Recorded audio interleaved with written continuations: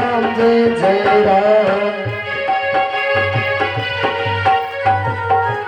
बोलो वृंदावन बिहारी लाल की जय हो। साधु चरित शुभ चरित कपासु, नीरस विशद गुणमय फल जासु। साधु का चरित्र कैसा होता पहचान बता रहे हैं, क्योंकि यहाँ आजकल लखनऊ में तो बहुत साधु घूमते हैं। हाँ? साधु चरित शुभ चरित कपासु। वैसे गोस्वामी जी ने कहा कि जो कोई कहा संत मैं चीन्हा, तो तुलसी हाथ कान धरि। संत की तो कोई पहचान ही नहीं है, कोई पहचान नहीं सकता है। जब सदगुरु की कृपा होगी तब संत रूप में भगवान दर्शन देते हैं। लेकिन साधु की तो पहचान बताया गया कि साधु चरित शुभ चरित कपासु। साधु का चरित्र लेकर के आपको पता चल जाएगा कि ये साधु है या नहीं है। उसका जो है चरित्र कपास की तरह स्वच्छ है, क्योंकि कपास में जो है, कपास में बीज होता है। कपास का बीज आप लोगों ने देखा होगा, कपास का बीज काला होता है और उस बीज को निकालने के लिए कपास की धुनाई होती है, तब वो बीज निकलता है। तो साधु के चरित्र में कितनी धुनाई होती है ये भी जान लीजिए। और वो कपास करता क्या है? गुणमय फल जासु। उसका गुण क्या है? जब वही कपास का वस्त्र बन करके आता है तो हम लोग के बुराइयों को ढकता है। शुद्ध बनता है, वस्त्र बनता है तो हमारे बुराइयों को ढकता है। वही जब शुद्ध बनता है तो वो जोड़ने का काम करता है। दर्जी के यहाँ कपड़ा जाता है, कई खंड में वो काटता है, तब वही सूत जोड़ता है पुनः। गुणमय फल जासु, बहुत गुण है। और वही कपास जब ठंडी आती है, हमको जाड़े से बचना है, तो वही जो है हम रजाई गद्दे में भर करके ओढ़ते हैं, वही कपास। ये कपास के गुण हैं। अब उस रजाई को माताओं ने कितनी बार पिरोया सुई लेकर के। उस कपास से पूछिए कि दोस्त अब बताओ क्या हाल चाल है, तो क्या बताएगा। और वही जब मशीन में डाल करके कपड़ा बनता है, कितनी मशीन से गुजर करके कपड़ा बनाने वाला मशीन आप लोग देखे ही होंगे। हम तो बंबई गए थे, बंबई में देखे हैं, वो ऐसे लगा देते हैं धागा कपास का, वीआईपी कपड़ा बनता है। फिर वो दर्जी के यहाँ काटा भी जाता है, सिया भी जाता है, कितनी बार सुई उसके ऊपर चुभोई जाती है, तब आकर के हमारे बुराइयों को ढकता है। हमेशा वो जोड़ने का काम करता है। गुणमय फल जासु, निरस है, उसमें कोई रस नहीं है। निरस साधु का जो चरित्र है वो निरस होता है। निरस विशद गुणमय फल जासु, लेकिन गुण बहुत हैं, विकार से रहित है। और जब वही रुई हम ले आते हैं सामान्य रूप से, और फूल बत्ती धूप बत्ती बना करके चिराग में रख करके जला देते हैं, तब कहता है कि अलविदा दोस्तों, मैं तो चला, लेकिन तुम्हें अंधेरे में भी प्रकाश दे करके जा रहा हूँ। तो साधु का जो चरित्र है वो कपास की तरह निरस विशद गुण में फल जासु। तो उसके गुण को देख करके हम संत की पहचान करते हैं। अब आत्मदेव को कल बताया गया कि भो भो साधु क्षणम तिष्ठम अक्षिंताम विनाशे। भक्ति मैया ने कहा नारद जी से, नारद रुको महाराज, आप तो साधु हैं, आपके आने से हमारा कल्याण न हो, ये तो कितने कष्ट की बात है। भो भो साधु क्षणम तिष्ठम अक्षिंताम विनाशे। आज आत्मदेव जी को भी एक सन्यासी से मुलाकात होती है, एक साधु से मुलाकात होती है। साधु ने कहा क्यों पंडित, देखने में तो लगता है बड़े रूपवान तेजवान हो, यदि अच्छे व्यक्ति की पहचान करनी है तो ये माता जी से हमारे आप लोग सीखें। ये देख करके ही बता देती है। ये भगवती की कृपा है कि ये कैसे व्यक्ति है, किस घराने का है। माता जी हमारी जो है माँ गायत्री की कृपा है, स्वयं गायत्री है, ये देख करके बता देती हैं। पंडित जी ने कहा महाराज मैं बहुत बड़ा अभिमी हूँ, पापी हूँ। कहा क्यों पंडित जी, आप देखने में तो विद्वान लगते हैं, अच्छे घर से लगते हैं। कहा महाराज, तो कहा इस तरह से आपका मुख कंठ सब सूखा है। कहा महाराज एक जीवन में बहुत बड़ी कमी है, अब मैं जीना नहीं चाहता। कहा क्यों? कहा मेरे कोई संतान नहीं। कहा पंडित जी ये आत्महत्या करना, आत्महत्या करने से जो है व्यक्ति की जब अकाल मृत्यु होती है तो वो प्रेत होता है। आत्महत्या ये अकाल मृत्यु ठीक नहीं है। आप विद्वान हैं, शास्त्रों ने इसकी बड़ी निंदा की, इसलिए आत्महत्या ना करें। कहा नहीं महाराज अब मैं जीना नहीं चाहता, क्योंकि संसार में लोगों ने अनेकानेक विचारधाराएं मेरे विषय में प्रकट करते हैं, इसलिए मैं जीना नहीं चाहता। कहा लेकिन मैं ये बताओ, देख करके तुम्हारे मस्तक को देख करके मैं ये जान गया कि तुम्हें तो संतान ही नहीं है, न 7 जन्म पहले था, न आने वाले 7 जन्म तक तुम्हारी कोई संतान ही नहीं। कितनी बार आत्महत्या करोगे महाराज? कहा महाराज आप तो साधु हैं, और साधु संत जन यदि दर्शन हो जाए तो सुना है कि कल्याण होता है, आप ही हमारे ऊपर कृपा करें। कहा ठीक है, लेकिन एक शर्त है महाराज। कहा क्या? कहा ये मैं आपको एक फल दे रहा हूं, इस फल को ले जाकर के अपनी पत्नी को खिला देना, निश्चित है कि संतान होगा। अब दंडी के रूप में स्वयं नारायण थे। बोलो लक्ष्मी नारायण भगवान की जय हो। पंडित जी बड़े प्रसन्न हुए, तुरंत गए और जल पिए, संतुष्ट हुए, फल लेकर के आ गए नगर, पुनः अपने नगर में। अपने पत्नी को आवाज दिया। श्रीमद् भागवत में ऐसा आया है कि महाराज आत्मदेव ने कहा धुंधुली सुनती हो, इस तरह से आवाज दिया। धुंधुली बाहर निकली तो धुंधुली जो थी जथा नामे तथा गुणे बताया गया।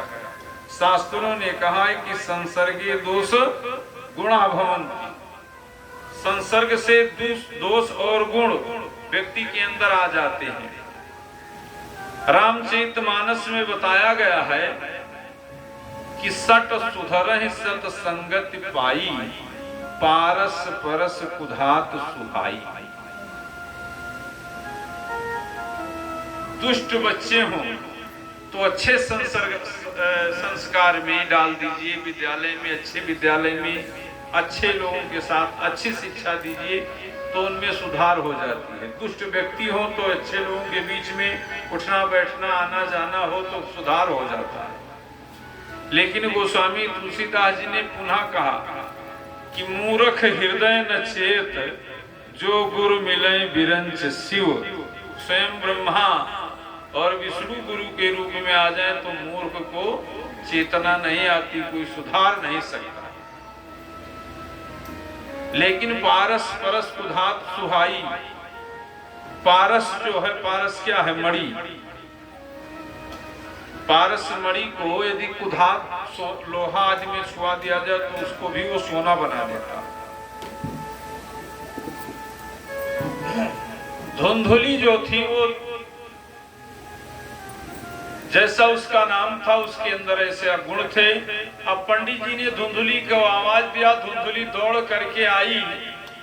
कहा कहिए महाराज इतने दिन तक आप कहाँ थे? पंडित जी से प्रश्न कर दिया कि आप इतने दिन तक कहाँ थे?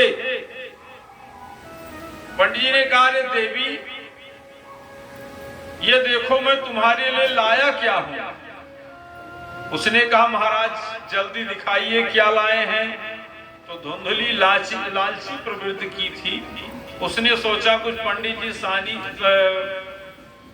सोना चांदी आदि लाए होंगे तो दौड़ करके गई, कहा महाराज दिखाइए, लाइए, दीजिए। पंडित जी ने निकाल करके फल दे दिया, कहा ये फल। अरे महाराज यही गला फाड़ फाड़ करके जो है आप चिल्ला रहे थे, हल्ला मचा रहे थे, फल हमने नहीं देखा। पहले ये बताइए आप इतने दिन तक थे कहाँ? यदि माल मुद्रा होता तो धुंधुलिये नहीं पूछती कि आप इतने दिन तक कहाँ थे। लेकिन जब एक फल देखा तो कहा कितने दिन तक बताइए कहाँ थे?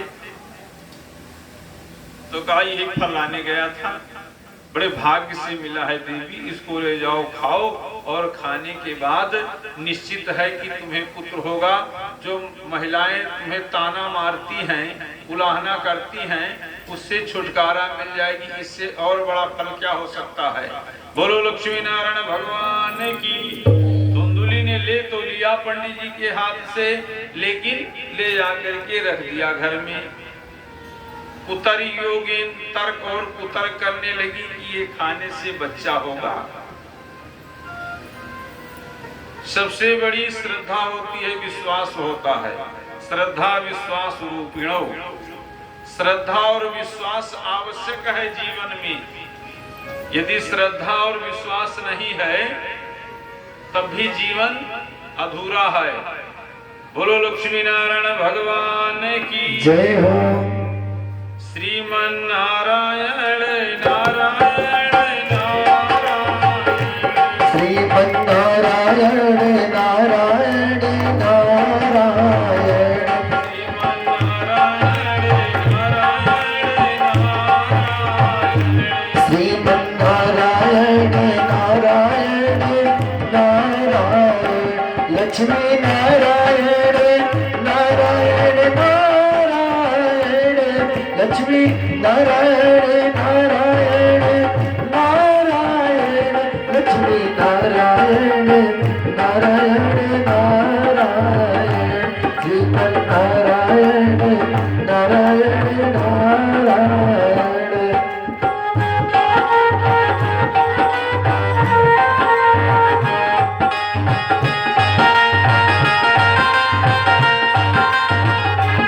बद्री नारायण नारायण नारायण, बद्री नारायण नारायण नारायण, विष्णु नारायण नारायण नारायण, श्रीमन नारायण नारायण नारायण, श्रीमन।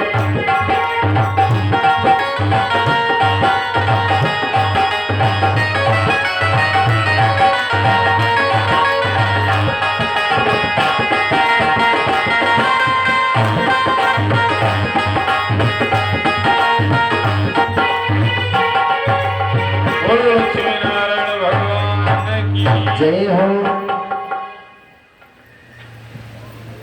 कथा सुनने वाले सभी माताओं बहनों बंधुओं से निवेदन है कि जब आप लोग आते हैं कथा में तो जरूर कीर्तन करें।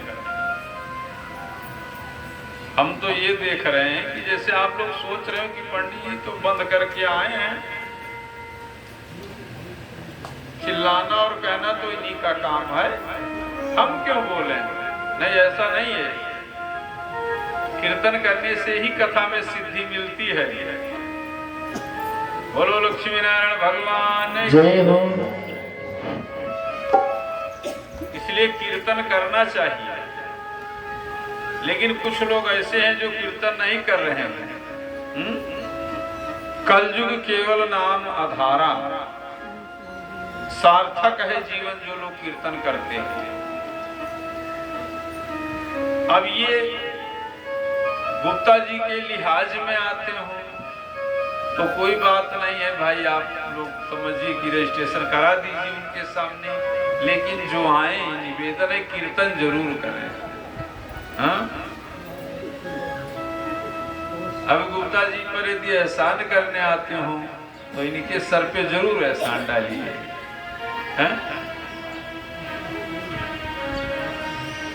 भगवान का कीर्तन करें, आप लोग बोलें। अरे आप लोग तो बोलते नहीं हैं। बलरामपुर में कथा हो रही थी, और बलरामपुर में कथा में जब पंडित जी व्यास से उतरते थे तो इतना कीर्तन गाती थी माताएं, इतना कीर्तन गाती थी, इतना भजन गाती थी कि पंडित जी को खुद सुनना पड़ता था। अब पता चला कि यहाँ कोई कीर्तन ही नहीं कर रहा है। अरे एक चिड़िया है, चिड़िया गुजरात में, जो गुजरात गए होंगे, जो गुजरात गए होंगे वो लोग देखे भी होंगे, एक चिड़िया है वो कीर्तन करती है, कुछ खाती पीती नहीं है, भगवान का कीर्तन करती है, कुछ खाती नहीं है। अब हमारे यहाँ तो हमने देखा नहीं ना उसकी यहाँ आवाज सुनी, लेकिन वहां वो बोलती है। यहाँ तो अपने यहाँ एक चिड़िया है, पक्षी, जिसे कोई शौक नहीं है, कोई चाह नहीं है। अब उसे गाड़ी घोड़ा बंगला आदि का चाह है एक पक्षी को, वो अपनी दुनिया में है, फिर भी जो एक चिड़िया कहता है ठाकुर जी ठाकुर जी ठाकुर जी ठाकुर जी ठाकुर जी करता है। गुजरात में एक चिड़िया रहती है, वो विठल विठल विठल, भगवान विठल, भगवान का नाम हमेशा बोलती है और कुछ बोलती ही नहीं है, केवल विठल। लेकिन वो सूखी डाल पर नहीं बैठती है, वो बैठती है हरे डाल पर। वो हमेशा बोलती रहती है, उसको खाने के लिए मौका नहीं है। और कुछ लोग ऐसे हैं, मनुष्य तन पा करके जो कीर्तन करने का समय नहीं, केवल खाने का ही समय उनको मिल पाता, सोने का ही समय मिल पाता। अरे जिस परमात्मा ने इस संपूर्ण संसार को बनाया, प्रकृति में जिसके हम रह रहे हैं, जिसने हमारी व्यवस्था इतनी बड़ी की है, उसके लिए तो हम उसका नाम, उसका स्मरण तो कर ही सकते हैं। एक चिड़िया विठल विठल कहती है, उसे खाने की आवश्यकता नहीं पड़ती, उसका भोजन जो है पैर से मिल जाता है, क्योंकि जब वो हरे डाल पर बैठती है, सूखे पर नहीं बैठती, तो उसको पैर से ही जीने का सहारा। बोलो विठल भगवान की जय हो। और गुजरात की एक महिला भगवान विठल की भक्त हुई, तो वो उपला पाथ रही थी, उपला पाथ रही थी, तन से, मन से, क्रम से, वाणी से वो केवल विठल का ही भजन करती थी। वो जब उपला को ठोकती थी तो उसमें से आवाज निकलती थी, विठल विठल विठल। बोलो लक्ष्मी नारायण भगवान की जय हो। तो कम से कम यहाँ तो माइक लगा करके बार बार निवेदन किया जा रहा है कि आप लोग भी कीर्तन करें, क्योंकि कथा का अंग है कीर्तन। जैसे आप लोग नवरात्र व्रत रहे होंगे, दुर्गा सप्तशती का पाठ हर घर में वैष्णव के होता है। देवी उपासक हो या राम उपासक हो, शिव उपासक हो, देवी दुर्गा सप्तशती का पाठ लोग करते हैं। यदि ज्यादा नहीं करते तो कवच, अर्गला, कीलक आदि ही करते, कुंजिका स्त्रोत का पाठ करते। लेकिन संपूर्ण दुर्गा सप्तशती का जो अंग है वो कवच, कीलक और अर्गला है। ऐसे कथा का जो अंग है वो कीर्तन है। यदि कीर्तन न किया जाए तो कथा अंगहीन हो जाएगा। अब अंगहीन कथा लेकर के, अपंग को लेकर के कोई अपने घर जाएगा? तो जरूर कथा में कीर्तन करें आप लोग। उससे ज्यादा समय हम कीर्तन में लेते ही नहीं है, क्योंकि हमको भी गाना नहीं आता है। बोलो लक्ष्मी नारायण भगवान की जय हो। अब हम कीर्तन इसलिए कराते हैं कि जब हम नहीं गाना जानते तो आपसे गवाते हैं। अब आपसे गवाते हैं तो हम ये भी जानते हैं कि आप लोग भी गाना नहीं जानते। तो भैया ना तुम कहो हमारी, ना हम कहें, ना तुम कह सकते हो पंडित जी गाना नहीं जानते, ना हम कह सकते हैं कि सब लोग गाना नहीं जानते। एक दूसरे की बात वहीं रुक जाए। बोलो लक्ष्मी नारायण भगवान की जय हो। इसलिए सभी लोग कीर्तन जरूर करें। बोलो श्री राम जय राम जय जय राम। बोलो श्री राम जय राम जय जय राम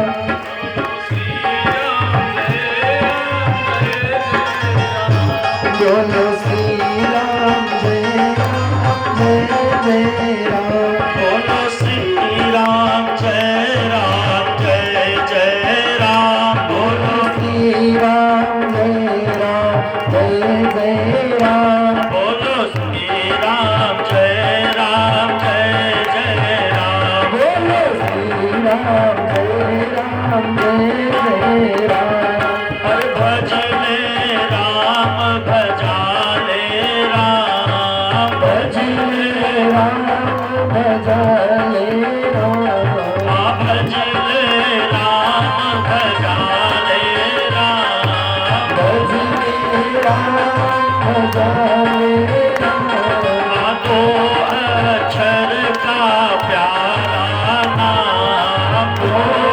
अक्षरी का तारा बोलो श्री राम जय राम जय जय राम बोलो श्री राम जय राम जय जय राम बोलो श्री राम जय राम जय जय राम बोलो श्री राम जय राम जय जय राम बोलो श्री राम जय राम जय जय राम बोलो लक्ष्मी नारायण भगवान की जय हो।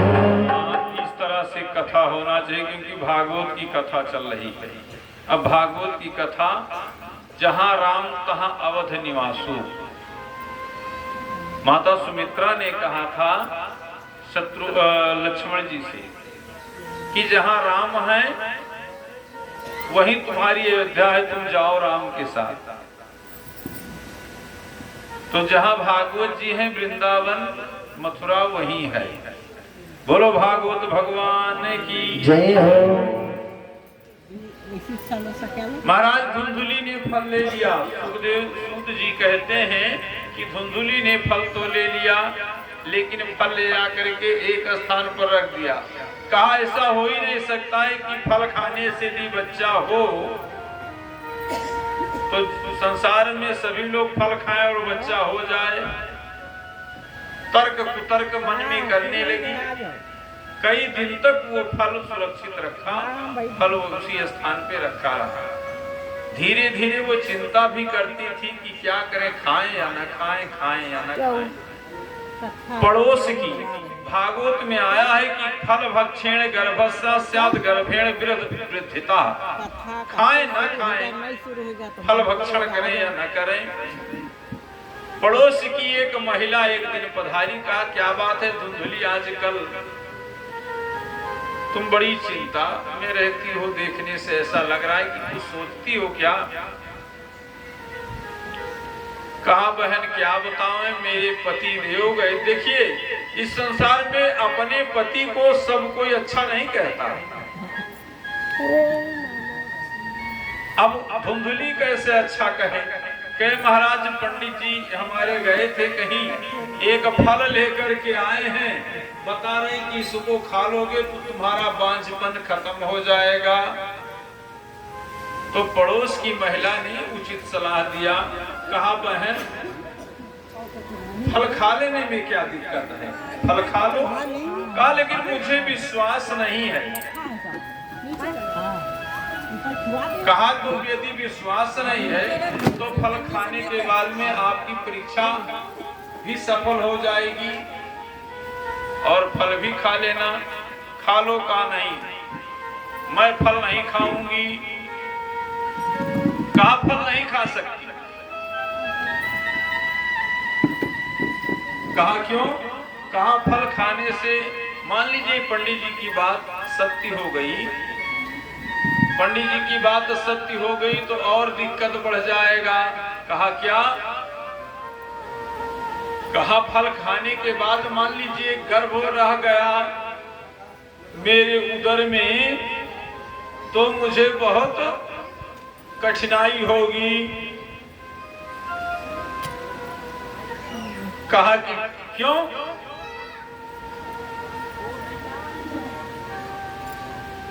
कहा कि गर्भवती महिलाएं जो होती हैं उन्हें चलने उठने बैठने में बड़ी दिक्कत होती है। और इतने ही नहीं, यदि बच्चा हो गया तो लालने पालने दुखम, लालन पालन में बहुत बड़ा कठिनाई होती है। मान लीजिए मुझे गर्भ आ गया तो सबसे पहले गर्भ आ गया तो सबसे बड़ी दिक्कत। कहा कौन सा दिक्कत? कहा मान लीजिए नगर में आग लग गई, मुझे भागना हुआ तो क्या होगा? भागवत जी में लिखा है, मैं मन से नहीं कहता क्योंकि ये व्यासपीठ है। कहा कि प्रसूतो दारुणम दुखम सुखा सुकुमारियों, मतलब कुमारियों को बहुत सुख है लेकिन गर्भवती महिलाओं को बड़ा दुख है। प्रसूता दारुणम दुखम सुकुमारिम कथम सहे, गर्भिणी महिला से अच्छा सुकुमारियां हैं जिन्हें कोई संतान नहीं है, सुखी सुख है। यदि मुझे गर्भ हो गया तो मान लीजिए गांव में आग लग गई, भागना हुआ तो हम कैसे भाग पाएंगे? मंदहमयी सर्वस्व ननादा कहा यदि तुम्हें कोई दिक्कत होगी तो तुम अपनी ननद को बुला लेना, घर का सारा काम वो करेंगी, तुम्हें चलना उठना बैठना सबसे मुक्ति रहेगी। कहा ननद को कैसे बुला लूंगी, ननद तो महाचोटी है। ये भागवत में लिखा है, मैं नहीं कहता अपने, ये शब्द आया है। और इतना ही नहीं, यदि हम कहीं सूतिका गृह में बैठ गए तो घर का सारा धन चट कर जाएगी ननद, फिर क्या होगा? बहनी बुला लो, बहनी लाइले भर दे। देहात में कहावत कहते हैं लोग, विशेष करके बिहार में, पूरब में, कि मुयु सास संतावन तो काठो नंद विराम, राम राम मुयु सास संतावन, जोन सास मर जाती वो सतावत थी। और यदि वास्तविकता में सही सही ननद ना हो, यदि बाजार से ले आया जाए काठक नंद तो वो देख के चिढ़ाई घर में रख दिया जाए तो, हाँ? तो कहा कि हम ननद को नहीं बुलाएंगे, तो कहा तो कहा हम ये फल ही नहीं खाएंगे। क्यों? देखिए हम लोग के बच्चे हैं, पूरे मोहल्ले में बच्चे हैं, ना आग लगी ना भागना पड़ा। तो कहा एक और सबसे बड़ी दिक्कत, कहा क्या?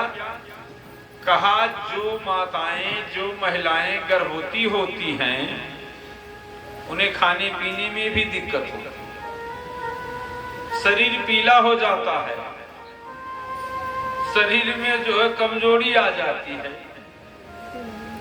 अब हम उस तरह से कैसे जीवन बिताएंगे? तो पड़ोस की महिला ने कहा कि यदि धुंधली तुम्हें नहीं खाना है तो ना खाओ, इसमें हमारा कुछ नहीं जाने वाला है, हमने उचित सलाह तुम्हें दिया। एक बालक हो जाता, पंडित जी कितना चिंतित रहते हैं, तुम्हें महिलाएं जो है बांझ कहती हैं, कम से कम तुम्हें सोचना चाहिए। कहा कि महाराज लालने पालने दुखम प्रसूतायाश वर्तते, लालने पालने में सबसे बड़ा दिक्कत, मान लीजिए हम किसी तरह 10 महीना 9 महीना बिता भी लिए तो लालने पालने दुखम, लालन पालन बच्चों का माताओं से ही पूछो कितना दुख उठाना पड़ता है। जन्म के बाद शिशु की सेवा केवल माँ ही कर सकती है, पिता नहीं कर सकता। बोलो लक्ष्मी नारायण भगवान की जय हो।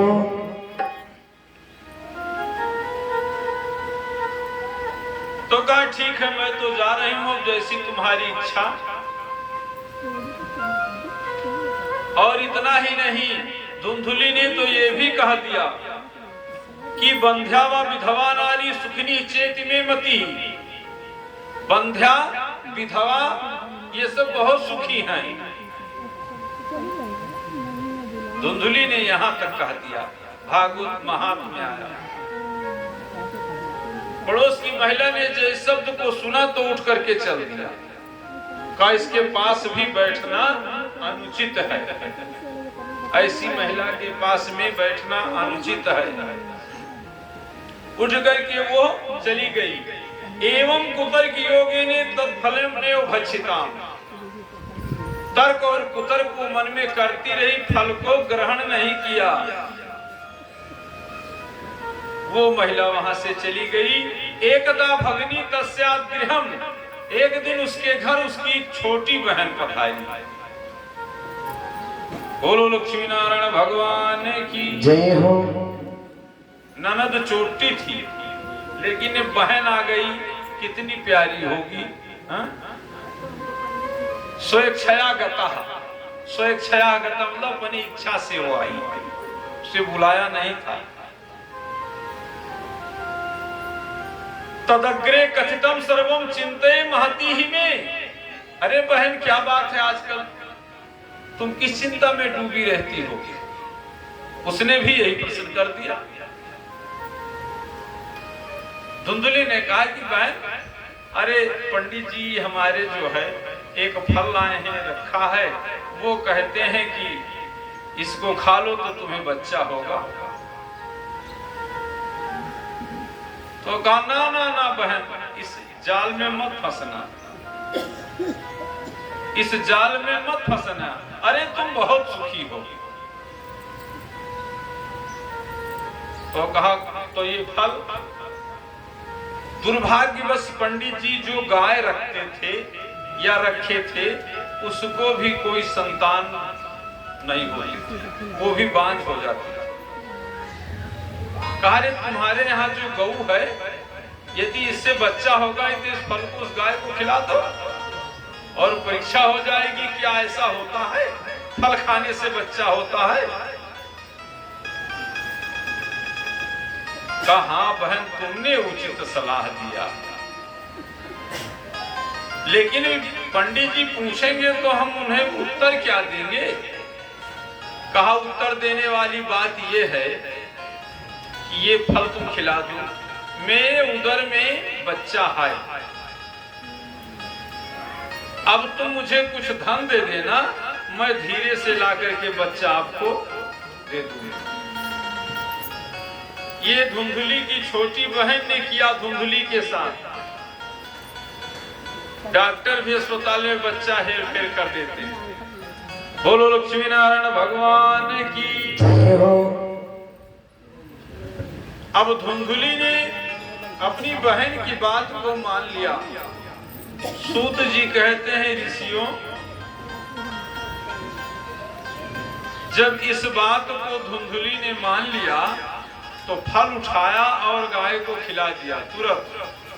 शुभस्य शीघ्रम, काम शुभ काम शीघ्र करना चाहिए। कुछ दिन बीता, पंडित जी को बताया कि पंडित जी हम अब गर्भवती हैं। पंडित जी के खुशी का ठिकाना नहीं रहा।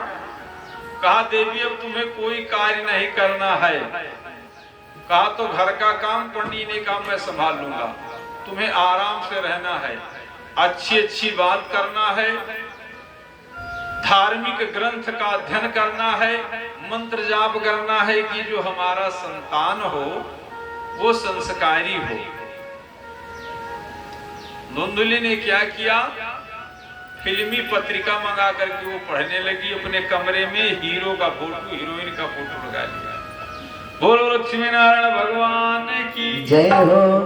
बताया गया है कि जो माताओं बहनें गर्भवती हों उनको धार्मिक पुस्तक पढ़ना चाहिए, मंत्र का जाप करना चाहिए, अच्छे घर में झगड़े भी न हो, अच्छे संस्कार हों। अब बेड रेस्ट पंडित जी ने बोल दिया धुंधली को। अब आजकल की व्यवस्था तो यह है कि डॉक्टर बेड रेस्ट बोलते हैं तो वो देखती सास बहू का झगड़ा, सास बहू का झगड़ा, ऐसा आता है ना सीरियल, सास बहू का झगड़ा ही देखती है। नहीं, यदि उदर में बच्चा है तो अच्छे बात, अच्छे विचार, अच्छे संस्कार, क्योंकि माँ के पेट में ही बच्चों को मिलते हैं। देखिए अभिमन्यु, अष्टावक्र, ऐसे ऐसी विभूतियां हुई कि जो माँ के पेट में ही उन्हें सब कुछ शिक्षा दीक्षा मिल गई। बोलो लक्ष्मी नारायण भगवान की जय हो। समय बीतता गया, समय बीतता गया और सबसे पहले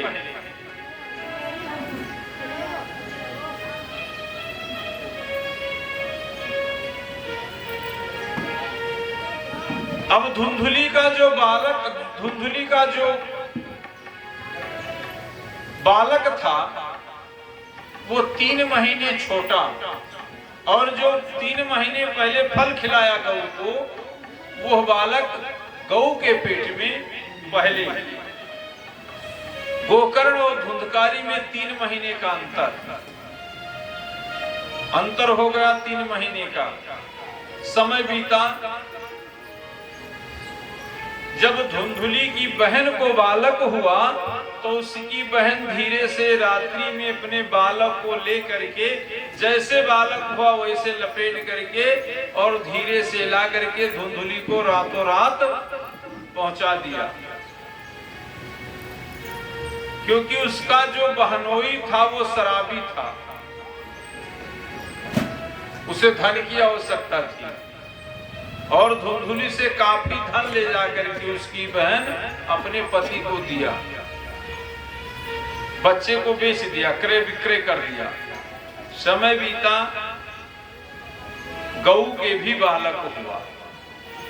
अब जब गऊ को भी बालक हुआ तो मोहल्ले में आसपास में ये हुआ कि भाग्योदयन, अरे महाराज आत्मदेव के ऐसे भाग्य कि पत्नी को भी बालक और गऊ को भी बालक। लेकिन थोड़ा सा अंतर, गऊ का जो बालक था संपूर्ण सुंदर अंग सोने के समान चमक रहा था, कनक प्रभम, कनक के समान। लेकिन जो कान था वो गऊ का था। नाम संस्कार हुआ।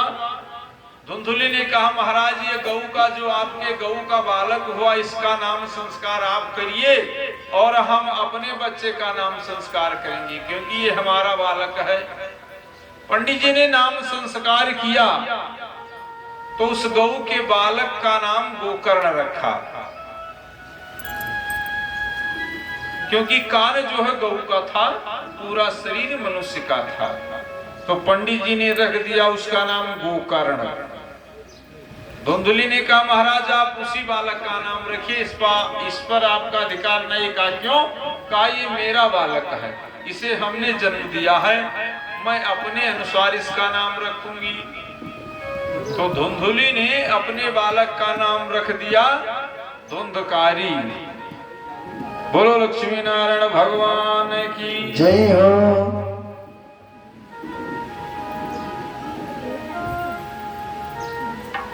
धीरे धीरे दोनों बालक बड़े होने लगे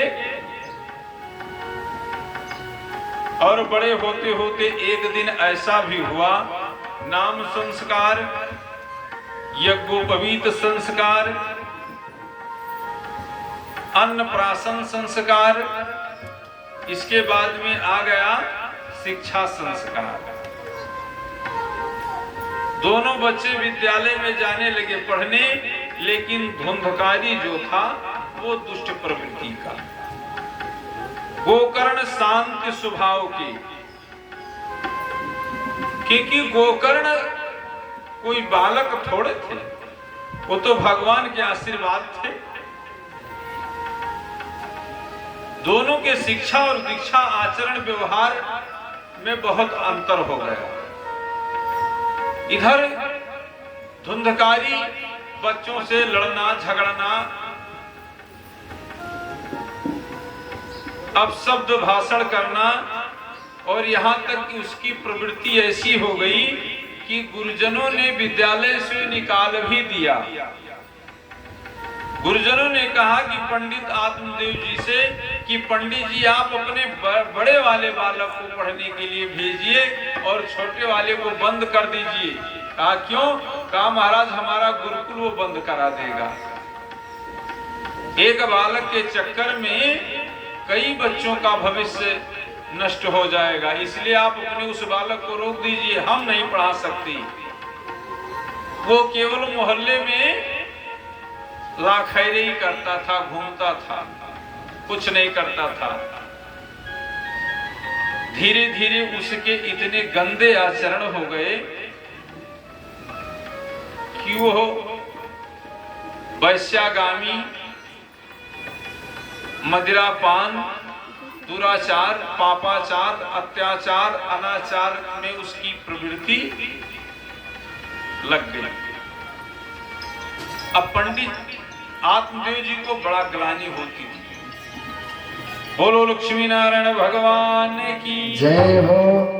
बच्चे होते हैं कच्चे मिट्टी के घड़ा, जिस तरह से आप आकार दे देंगे उसी तरह होता है। बच्चों को बिगाड़ने भी माँ का विशेष हाथ होता है। धुंधकारी को धुंधुली ने ही बिगाड़ दिया।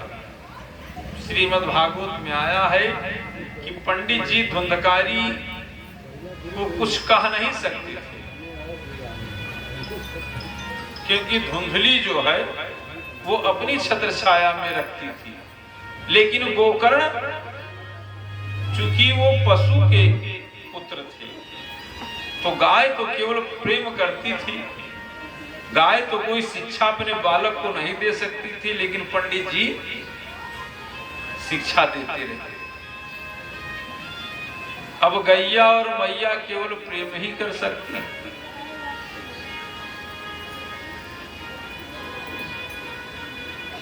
आगे चल करके गोकर्ण पंडितो ज्ञानी, गोकर्ण पंडितो ज्ञानी, धुंधकारी महाखला। जितने बड़े विद्वान गोकर्ण जी हुए उतने बड़ा वो महादुष्ट हुआ, पापी हुआ। दोनों में अंतर हो गया। पंडित जी को बड़ा ग्लानि होने लगी कि चारों तरफ हर माँ बाप चाहते हैं कि मेरा बच्चा आईएएस हो, पीसीएस हो, नेता हो, अभिनेता हो। नेता बनने के लिए तो बाद में सोचते हैं, जब बिगड़ जाता है बच्चा तब सोचते हैं चलो ठीक है ये नेतागिरी ही करता है तो पॉलिटिक्स में ही चला जाए, नेता ही हो जाए। ये बाद में सोच है। सबसे पहली सोच होती कि मेरा बालक संस्कारी हो, आईएएस हो, पीसीएस हो, विद्वान हो, गुणवान हो, ये सोच है। अब यदि बिगड़ ही रहा है तो राजनीति में चला जाए। बोलो लक्ष्मी नारायण भगवान की जय हो। अब राजनीति में भी अंतर हो गया। राजनीति में पहले राजनीति त्याग मांगती थी, हम पाँव धरे हैं ना, बहुत गिरा रहा है। त्याग मांगती थी राजनीति। अब राजनीति बलि मांगती है। बोलो लक्ष्मी नारायण भगवान की जय हो। कब किसकी बलि करा दे, कब किसकी बलि हो जाए राजनीति में, और विशेष करके अपनों की ही होती है। जो बहुत विश्वास पात्र होता है वही बकरा बनता है, चाहे पुत्र हो, स्त्री हो, मित्र हो। तो तब राजनीति में, अब राजनीति में अंतर है। तो बहुत लास्ट में माँ बाप ये भी सोचते कि मेरा बेटा यदि नेता ही हो जाए तो ठीक है, लेकिन धुंधकारी नेता भी नहीं हो पाया, महादुष्ट हो गया। गोकर्णो पंडितो ज्ञानी, धुंधकारी महाखला, दुष्ट हो गया। पंडित जी चिंतित रहने लगे। दिनों दिन पंडित जी सोच में पड़ने लगे। एक दिन गोकर्ण ने देखा कि पिताजी तो बहुत चिंतित हैं, पिताजी तो सूखते चले जा रहे हैं। गोकर्ण जी ने पंडित जी को बुलाया, कहा पिताजी इस संसार में है क्या? कहा बेटा मैं चिंता करता हूं केवल धुंधकारी की बात को लेकर के। कहा चिंता करने की आवश्यकता नहीं, चिंता हम उसके लिए क्यों करें? ये जो शरीर है हम इसकी चिंता ही नहीं कर सकते। ये शरीर भी हमारा साथ ही नहीं दे रहा है।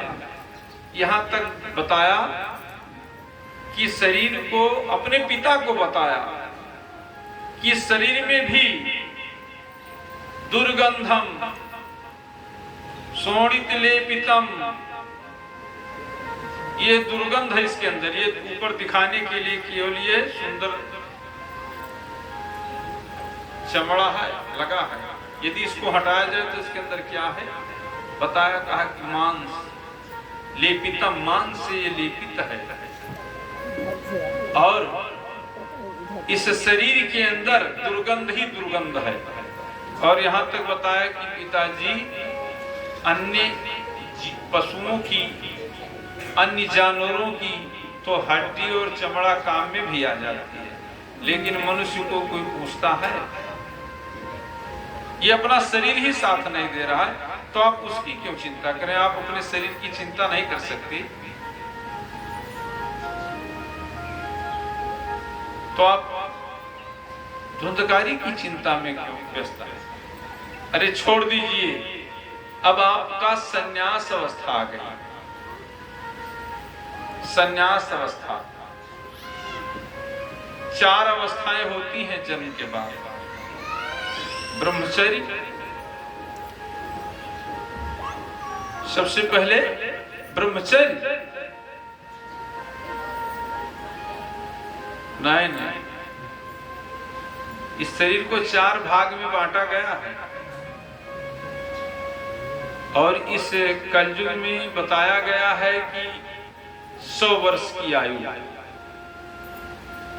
25 वर्ष शिक्षा दीक्षा ब्रह्मचर्य, फिर गृहस्थ जीवन, वानप्रस्थ, अंततः संन्यास।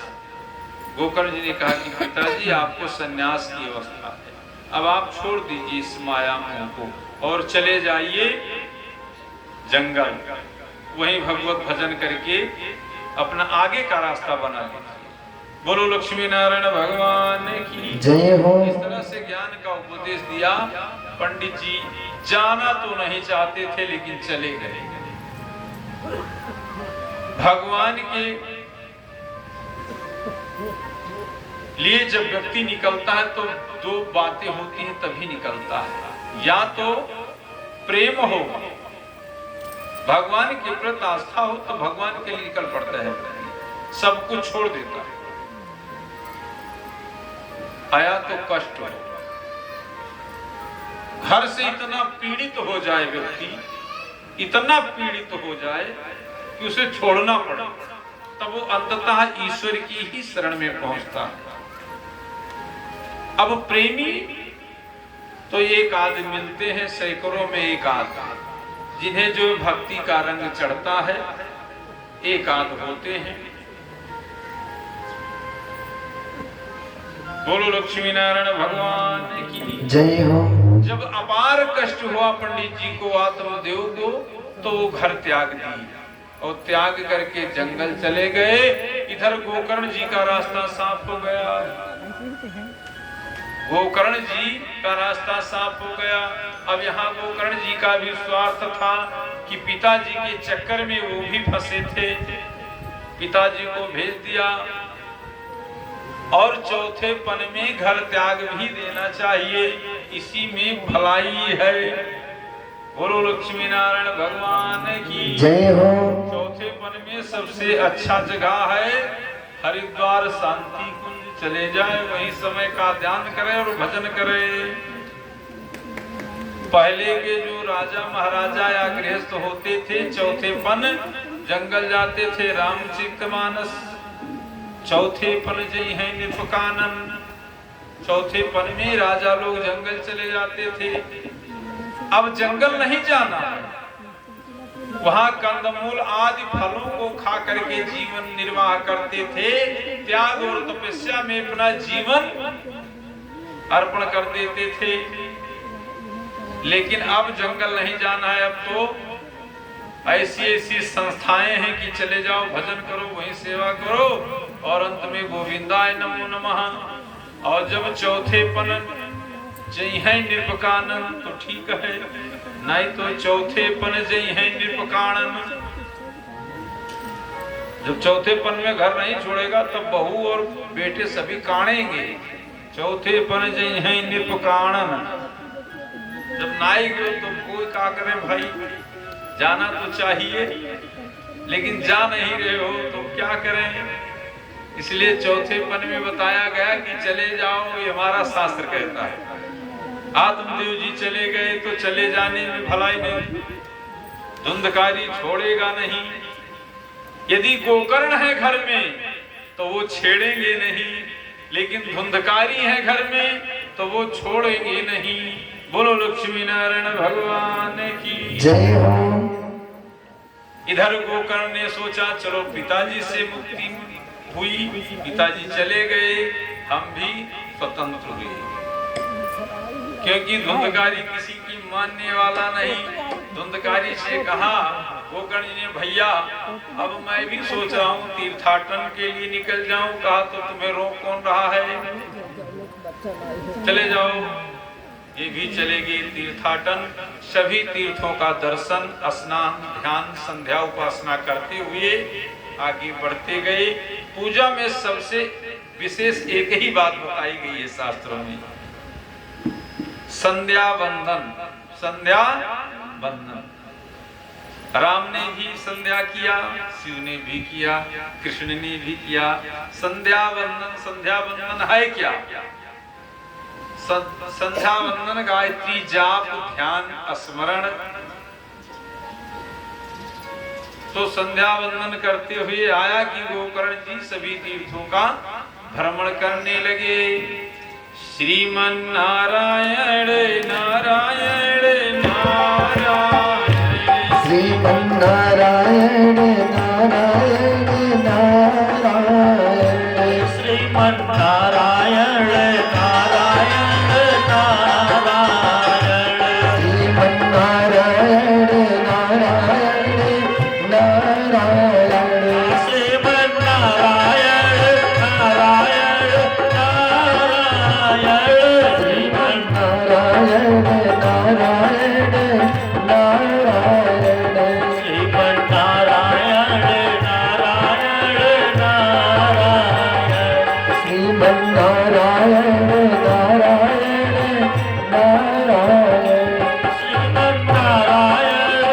नारायण नारायण, श्रीमन नारायण नारायण नारायण, नारायण नारायण नारायण, लक्ष्मी नारायण नारायण नारायण, श्रीमन नारायण नारायण नारायण, श्रीमन नारायण नारायण नारायण।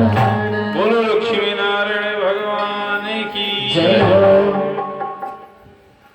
सूत जी कहते हैं ऋषियों, गोकर्ण जी तीर्थ यात्रा के लिए निकल गए। अब तीर्थ यात्रा में हम लोग यही तो मदद कर सकते हैं गोकर्ण जी का। हम लोग भी भेज दिए, भगवान के भजन करते करते वो चले गए तीर्थ यात्रा के लिए।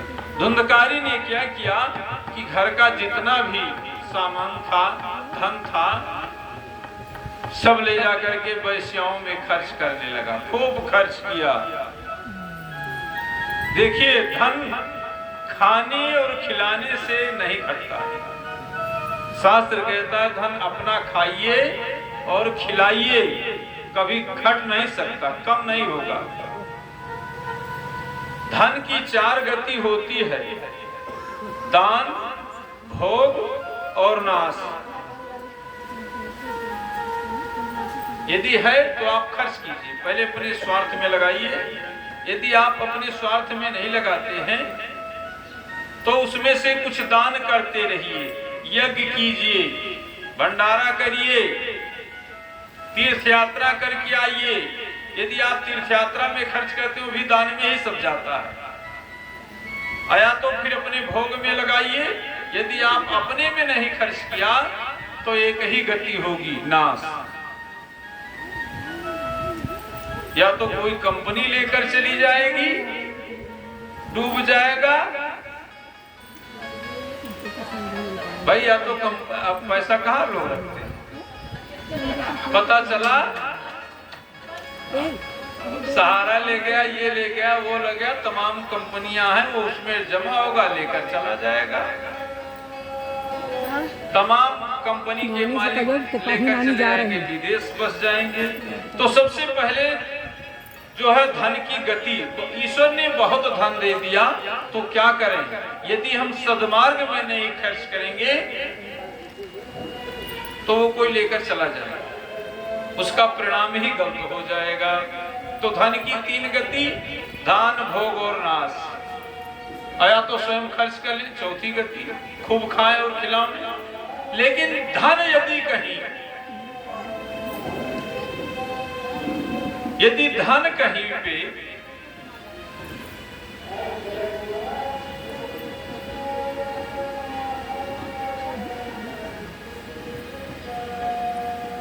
धन यदि सद्मार्ग में नहीं गया तो निश्चित है कि दुष्मार्ग में चला जाएगा।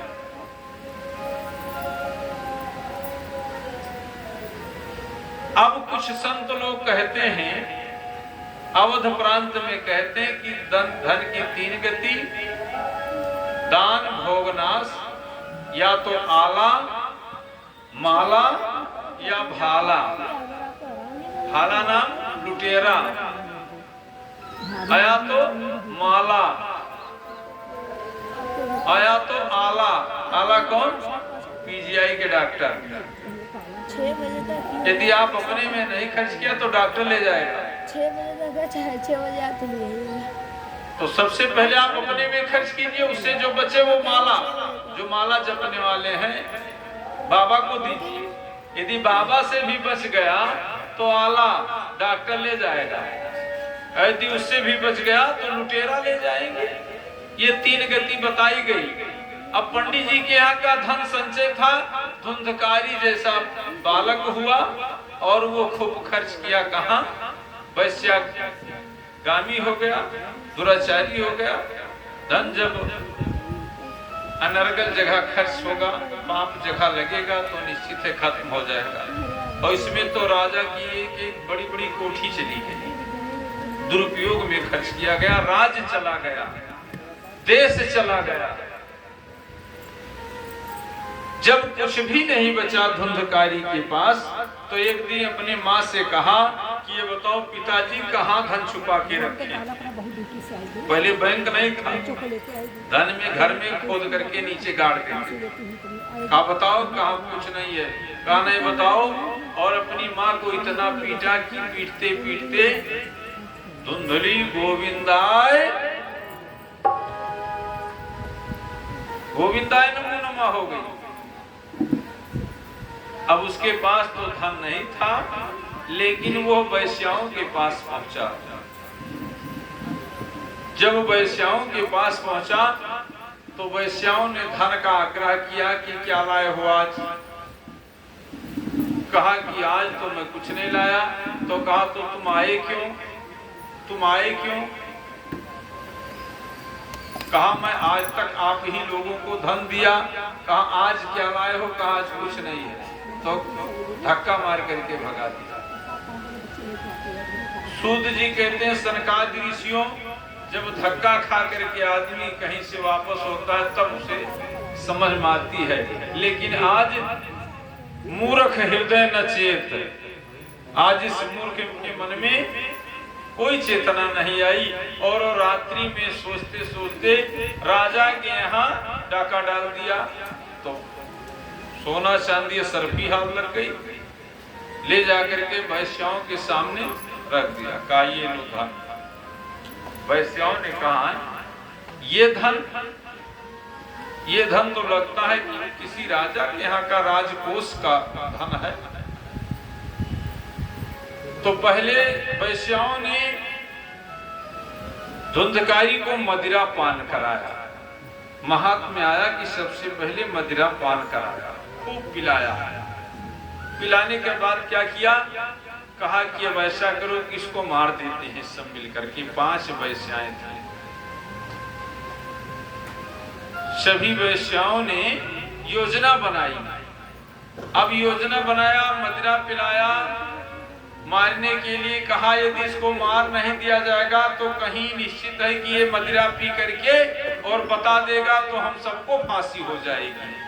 अपनी सुरक्षा हेतु वैश्याओं ने मदिरा पिला करके रस्सी में जकड़ करके उसको खूब मारा, लेकिन उसका प्राण नहीं निकला। उसका प्राण नहीं निकला। जब प्राण नहीं निकला तो वैश्याओं ने कहा अब ये मर नहीं रहा है, अब क्या किया जाए, तो सुबह होने वाला है। अब ये रात्रि में कहानी चल रही है, सुबह होने वाला है, ये मर नहीं रहा है। तो जलती हुई आग का जो लुकेटा है, लुकेटा शब्द आया है, जलती हुई लकड़ी उसके मुंह में ठूस दिया कि ये बोल न पाए। यह दुर्गति धुंधकारी की हुई, फिर भी नहीं मरा।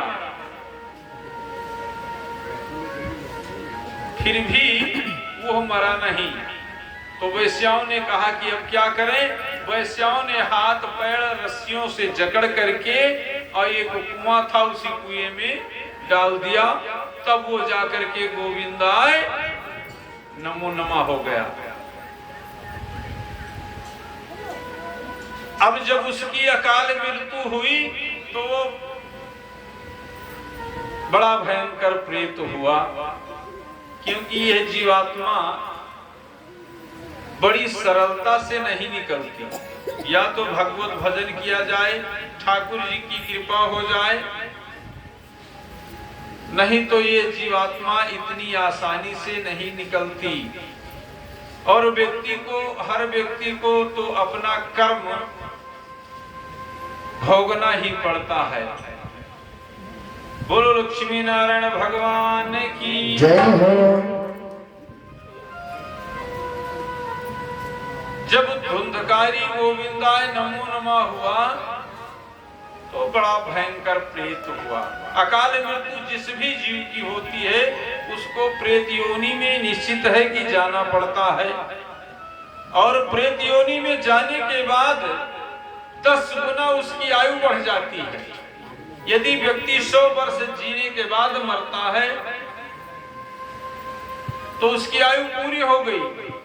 लेकिन यदि उस बीच में कोई घटना हो करके, एक्सीडेंट हो करके, फांसी लगा करके, जल में डूब करके, आग लगा करके किसी भी तरह से अकाल मृत्यु होती है तो निश्चित है वो प्रेत होता है। और प्रेत होने के बाद उसकी आयु 10 गुना बढ़ जाती है। और यहाँ तक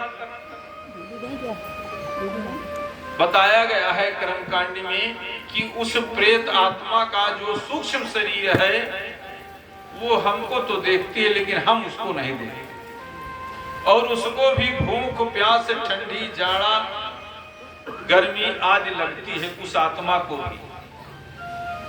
प्रेत योनि में भी उसको झेलना पड़ता है। बोलो लक्ष्मी नारायण भगवान की जय हो। इसलिए हर जीवात्मा ये चाहता है कि मृत्यु जो है वो सरलता से हो। और हर कोई जीवात्मा ये प्रार्थना करता है कि भगवत कृपा बनी रहे। श्रीमन नारायण नारायण नारायण, श्रीमन नारायण नारायण नारायण, श्रीमन नारायण नारायण नारायण, श्रीमन नारायण नारायण नारायण, ब्रह्मा नारायण नारायण नारायण, ब्रह्मा नारायण नारायण नारायण, लक्ष्मी नारायण नारायण नारायण, लक्ष्मी नारायण नारायण नारायण। लक्ष्मी नारायण भगवान की जय हो।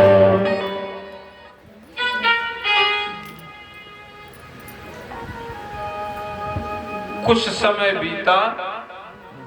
उस गांव के लोग, उस नगर के लोग, मोहल्ले के लोग उस प्रेत से पीड़ित होने लगे। उस प्रेत से पीड़ित होने लगे। वो हर घर पर जा करके सब हर व्यक्ति को दुख देने लगा, सताने लगा।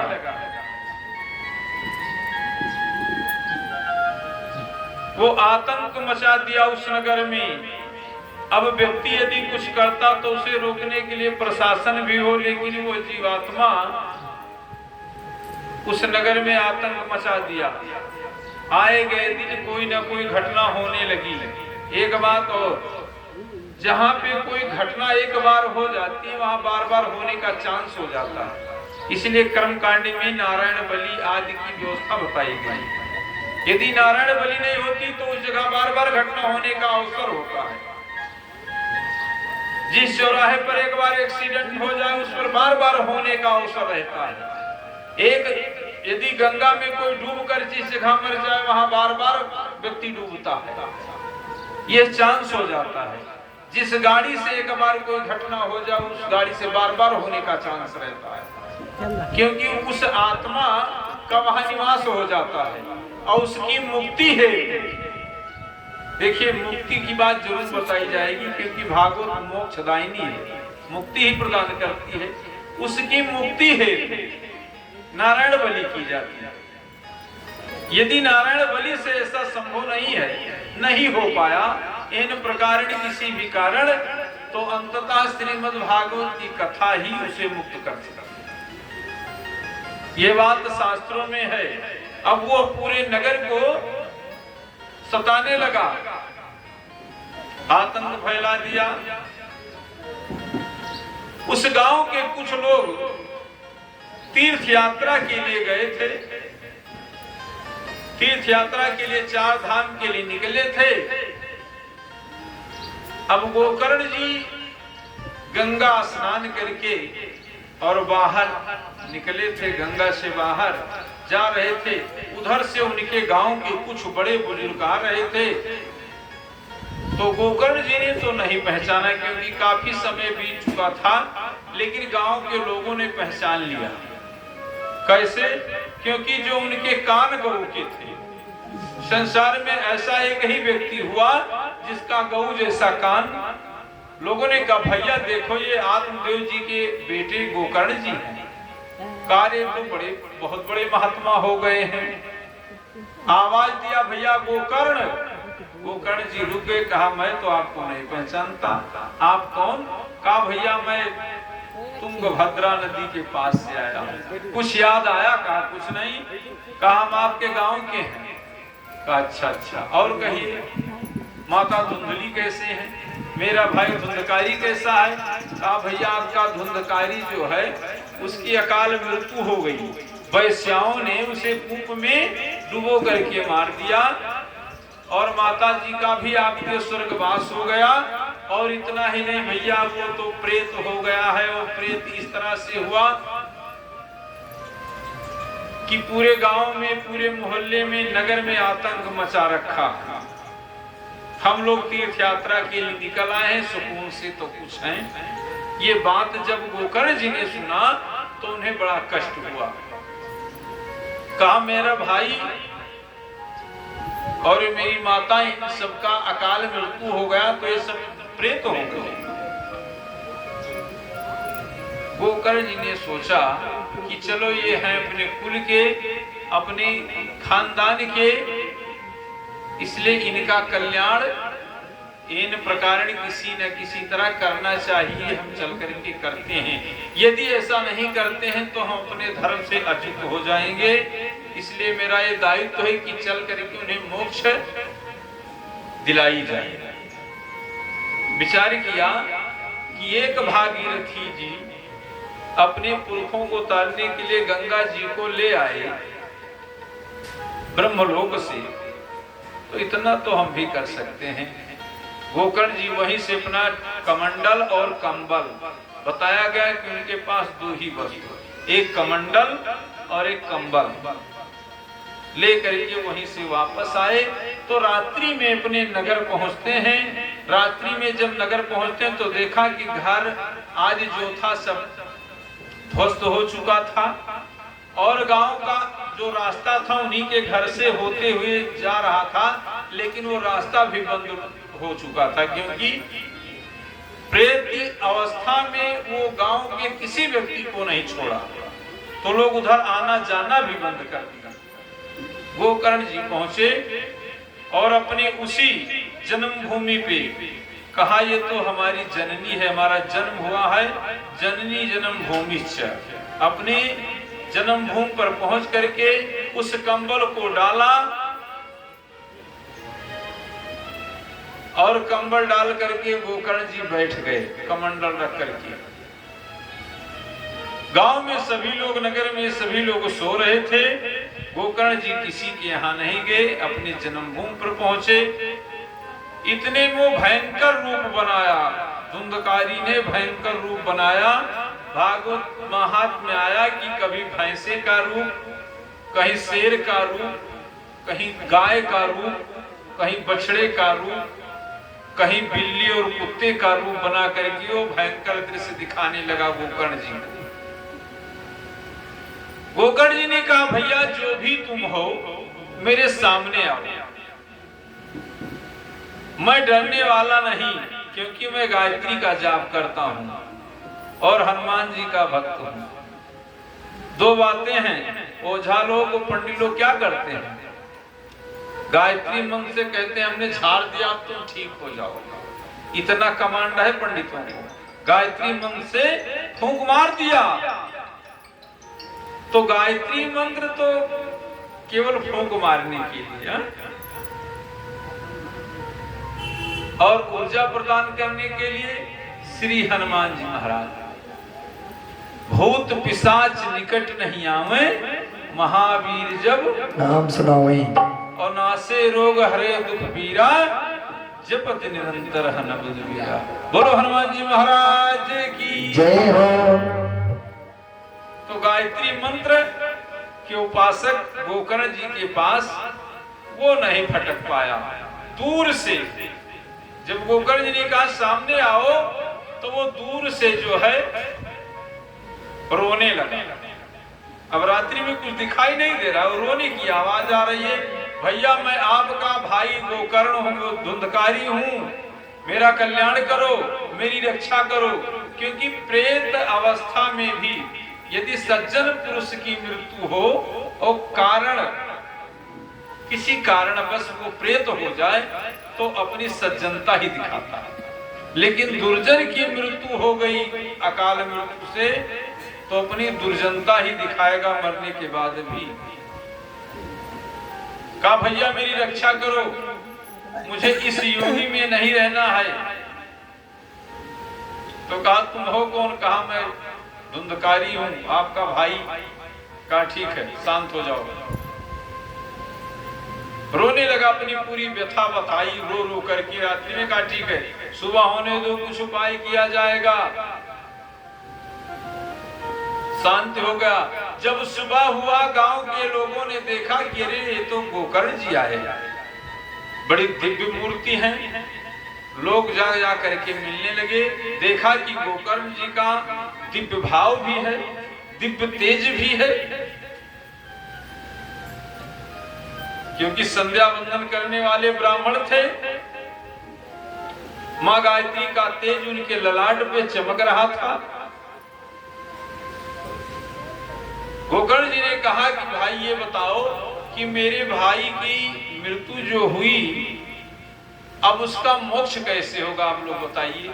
गांव के सभी लोग एकत्रित हुए, अगल बगल के जो पंडित विद्वान जन थे वो भी एकत्रित हुए।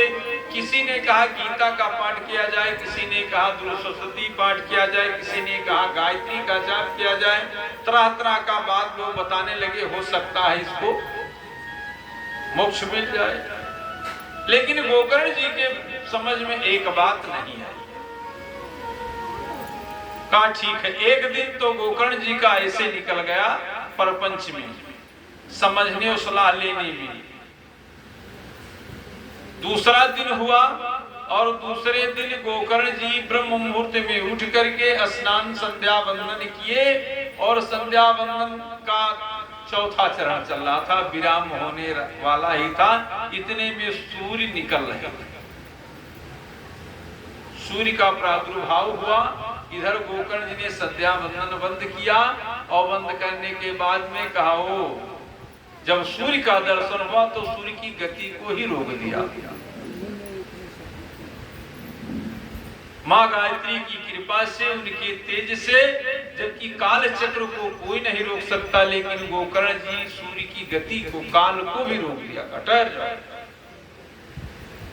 यह माँ गायत्री की कृपा है कि हम समय को भी रोक सकते हैं। बोलो गायत्री मैया की जय हो। गोकर्ण जी ने रोक दिया। नारायण ने कहा कि कहो गोकर्ण क्या बात है, क्यों मेरी गति अवरुद्ध की गई? कहा महाराज मेरा भाई प्रेत हो गया, अकाल मृत्यु हुई, प्रेत हो गया, उसका मोक्ष कैसे होगा? कहा बस इतनी सी बात? कहा महाराज इतनी सी बात? तो कहा बहुत पहले हमने वैवस्व मनु को भी सुनाया था, ब्रह्मा जी ने नारद को सुनाया, सनकादि ऋषियों को सुनाया, वही भागवत की रसमयी कथा उस प्रेत को सुना दी जाए तो उसका मोक्ष हो जाएगा। अब अपना बंधन हटा लो, क्योंकि गायत्री मंत्र से बांध दिया था। अब अपना बंधन हटा लो और मेरी गति को आगे बढ़ने दो। ये समय की व्यवस्था है। गोकर्ण जी ने वैसा ही किया और गांव में, नगर में सबको सूचित कर दिया कि भैया कल से श्रीमद् भागवत की कथा प्रारंभ होगी। बोलो भागवत भगवान की जय हो। गोकर्ण जी ने भागवत की कथा प्रारंभ कर दी। नगर से, गांव के नेमी प्रेमी श्रद्धालु गण सभी लोग एकत्रित होने लगे और श्रीमद् भागवत की कथा जब प्रारंभ हुई तो पुनः प्रेत चिल्लाया। कहा भैया मैं कैसे सुन सकता हूँ? कहा क्यों? कहा मैं तो सूक्ष्म शरीर वाला हूँ, मैं एक जगह बैठ नहीं सकता। श्रीमद् भागवत में बैठने का विशेष महत्व बताया गया है। भागवत में बताया गया है कि जीतासन,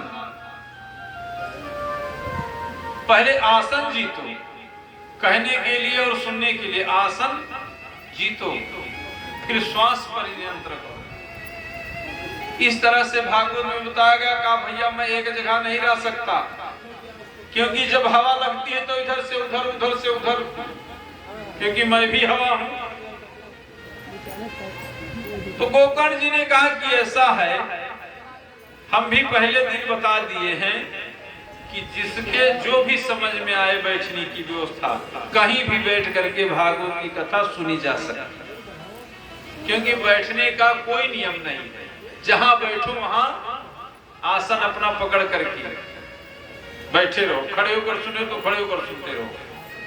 यदि जमीन में बैठने की दिक्कत है तो कुर्सी पर बैठ करके भी भागवत की कथा सुनी जा सकती है, क्योंकि गोकर्ण जी ने धुंधकारी से कहा कि तू अपना आप आसन स्वयं निश्चित कर लो, कहाँ बैठोगे, कैसे सुनोगे, ये तुम्हारी व्यवस्था है, कथा सुनाना हमारी व्यवस्था है।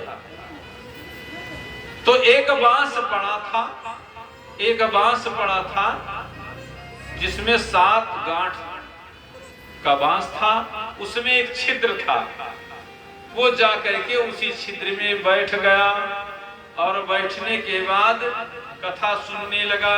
1 दिन, 2 दिन, 3 दिन, ऐसे एक एक दिवस आगे बढ़ता गया और 7वां दिन हुआ। सप्ताह पारायण विधि से कथा हो रही थी। 7वें दिन एक चमत्कार, 7वीं गांठ फटी और वह दिव्य रूप में, चतुर्भुज रूप में प्रणीत हो गया उसकी आत्मा।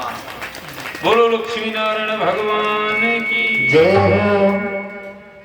और उसके प्रकट होते ही पूरा समाज, सभी श्रोता वक्ता देखते रह गए।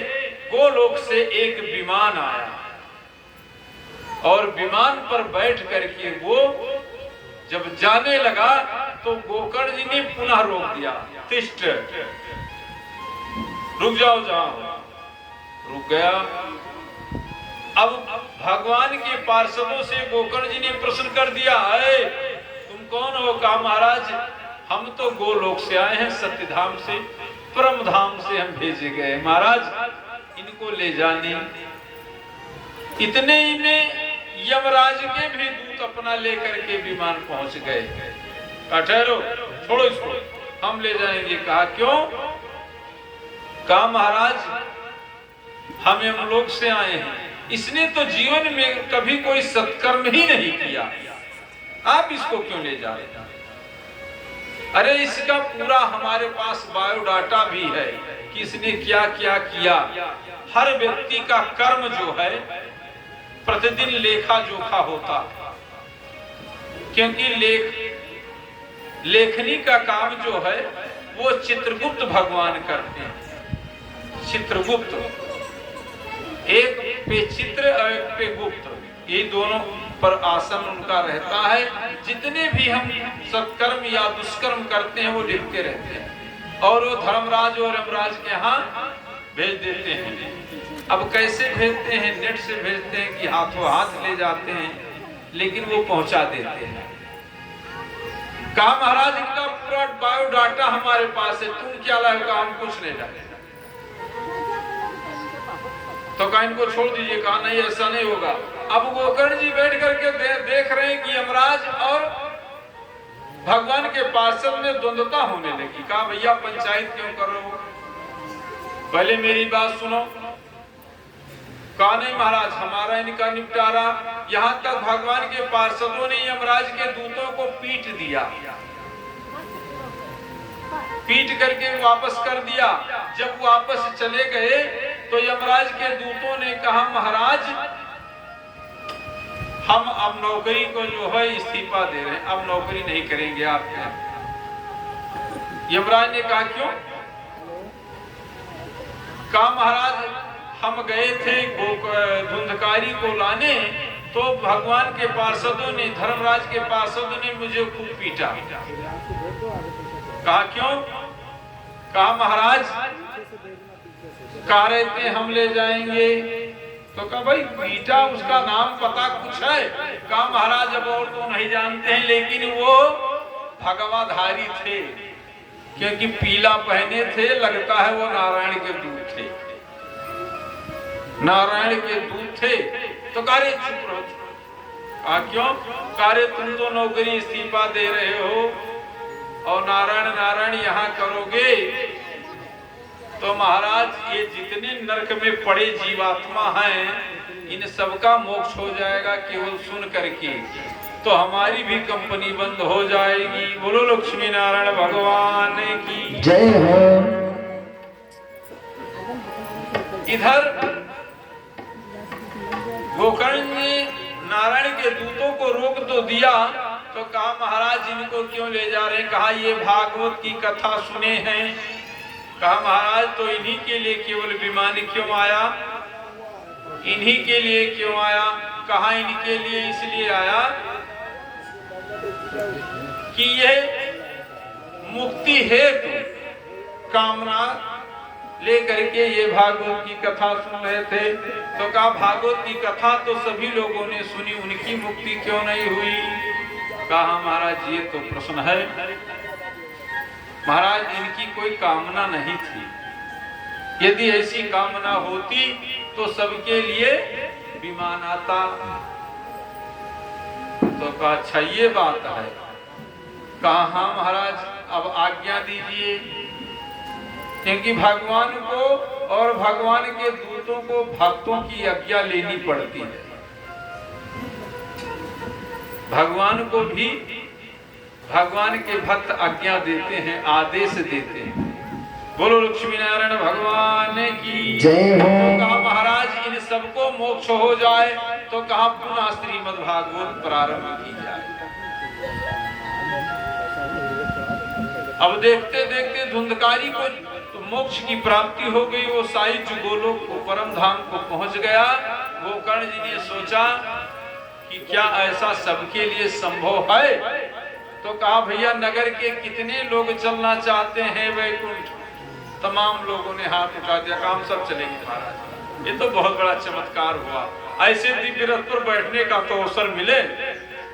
श्रावण के महीने में गोकर्ण जी ने पुनः भागवत की।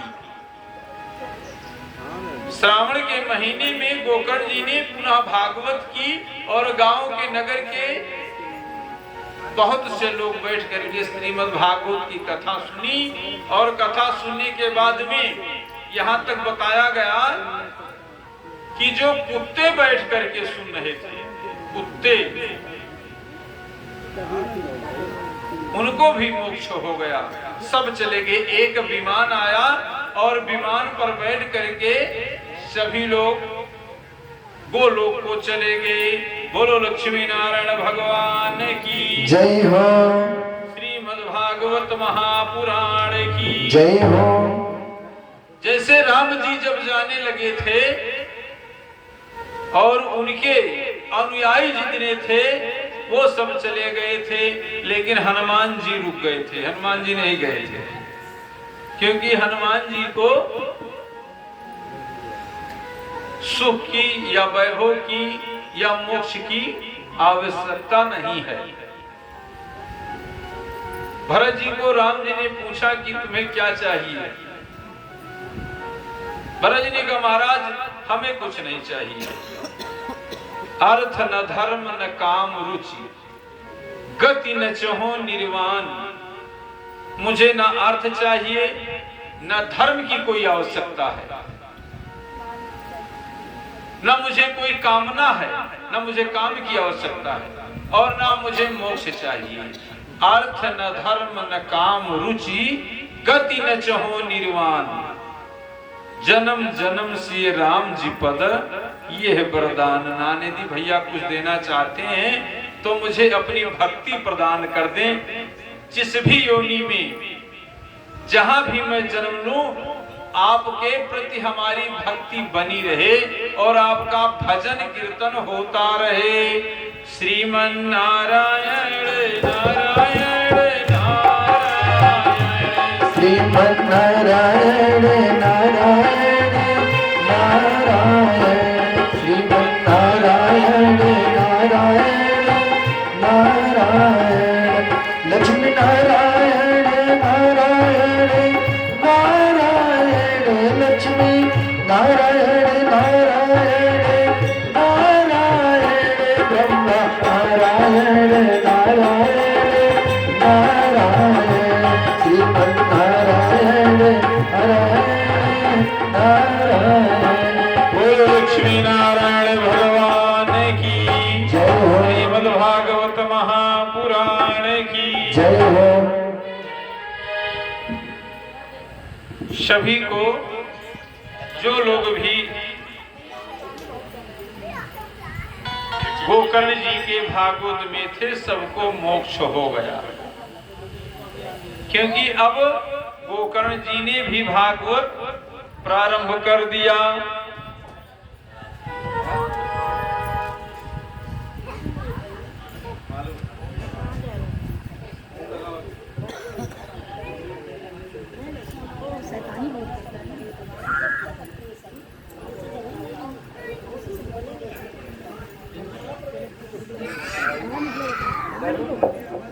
बोलो लक्ष्मी नारायण भगवान की जय हो। ए भैया सुनो, हम बताएं, अब रहने दो, कथा चल रही है, कथा होने दो। ये तो व्यथा है।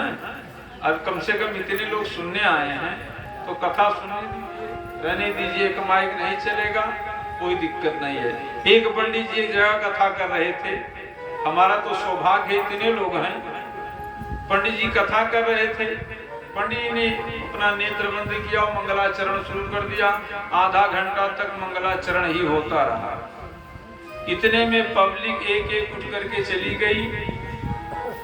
अब जब पब्लिक चली गई, सभी लोग चले गए, तो दो लोग वहां बैठे थे केवल। पंडित जी का जब नेत्र खुला तो कहो हल्ला करने वाले हजार बेकार हैं, कथा सुनने वाला दो ही प्रेमी पर्याप्त हैं। कहा पंडित जी, अरे आप कथा बंद कीजिए, ये टेंट वाले हैं, हम माइक वाले हैं। तो भैया वो जो बंद है बंद रहने दो, कम से कम जो लोग कथा कीर्तन में आए हैं जो हो रहा है वो होने दीजिए।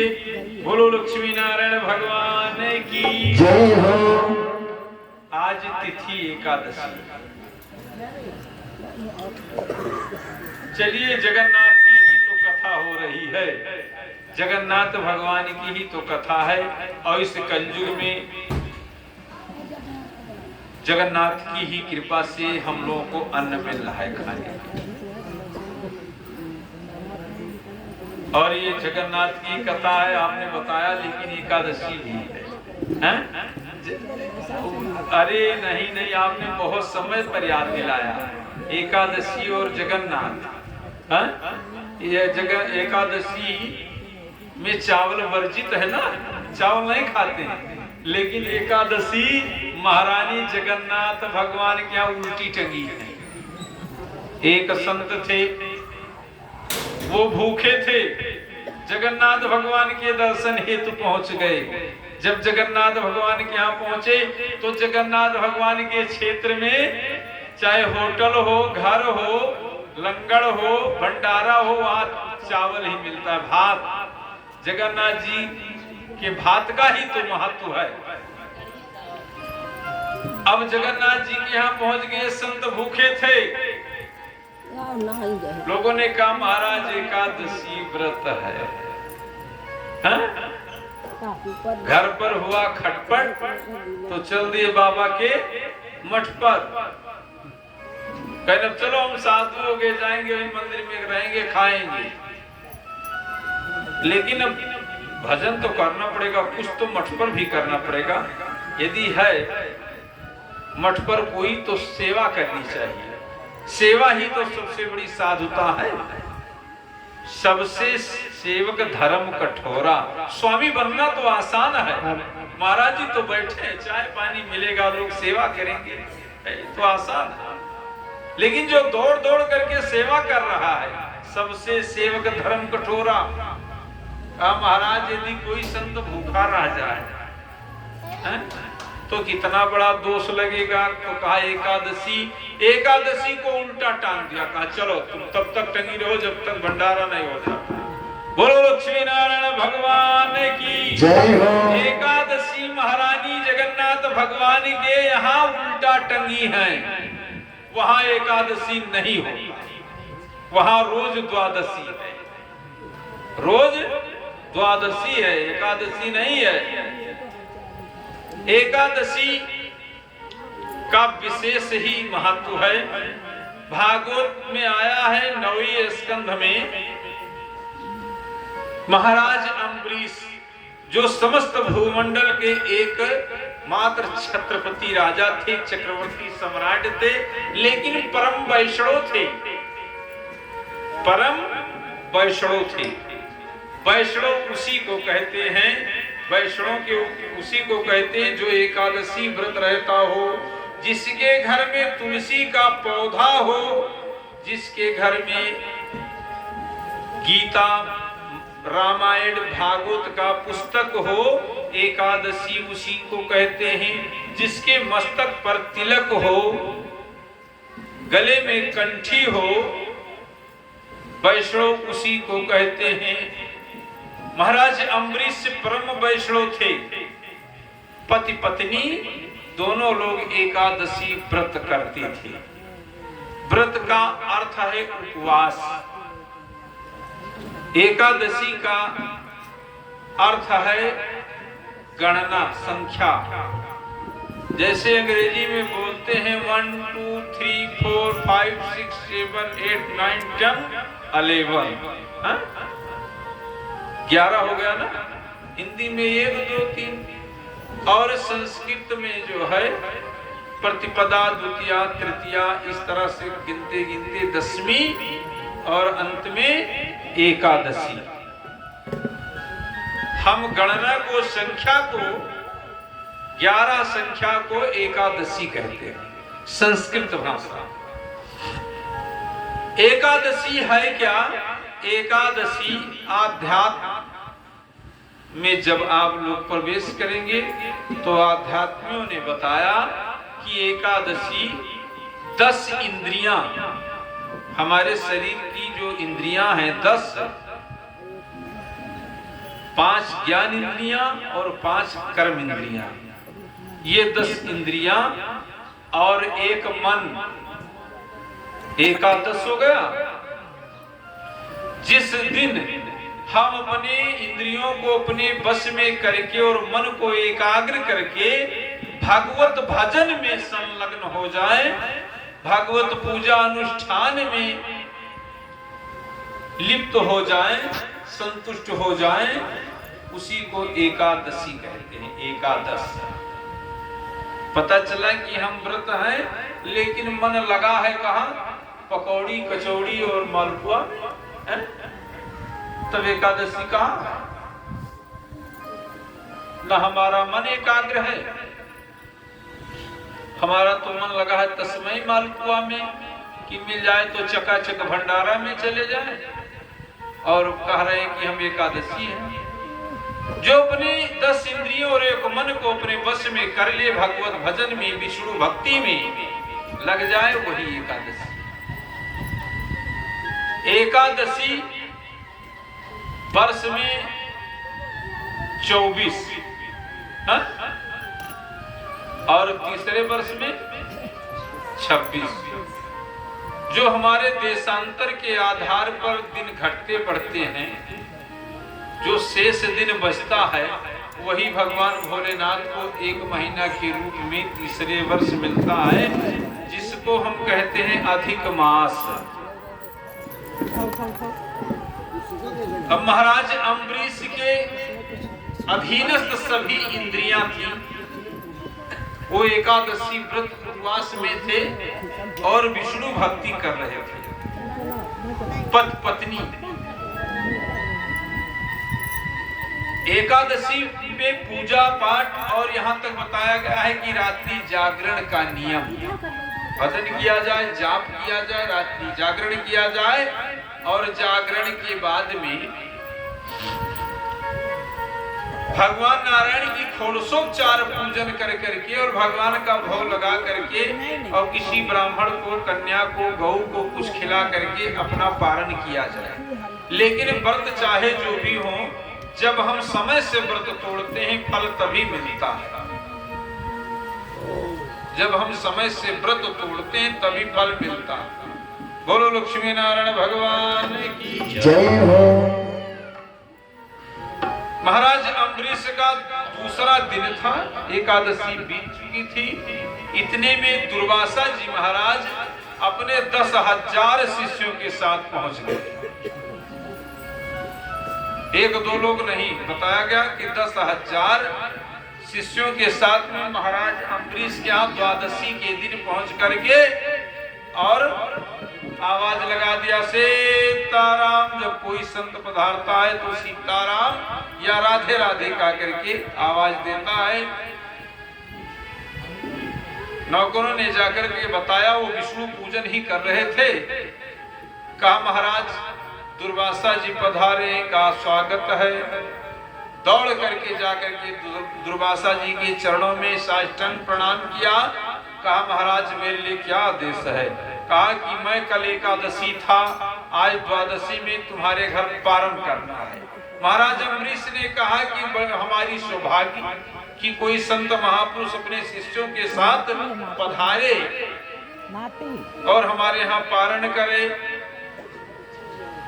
अब दुर्वासा जी ने कहा कि मैं जा रहा हूँ स्नान करने, क्योंकि अभी स्नान हम नहीं किए हैं।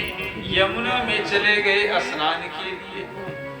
महाराज अम्बरीश प्रतीक्षा करने लगे। अब आमंत्रण तो हो गया, इधर समय बीत रहा था, द्वादशी लगी थी, द्वादशी बीत करके त्रयोदशी लगने जा रही थी। महाराज अम्बरीश प्रतीक्षा में बैठे थे कि एक ऋषि, वो भी ब्राह्मण, शिष्यों के साथ यदि हम कुछ खा लेंगे मुझे दोष लगेगा और हमारा व्रत खंडित हो रहा है। विचार करने लगे।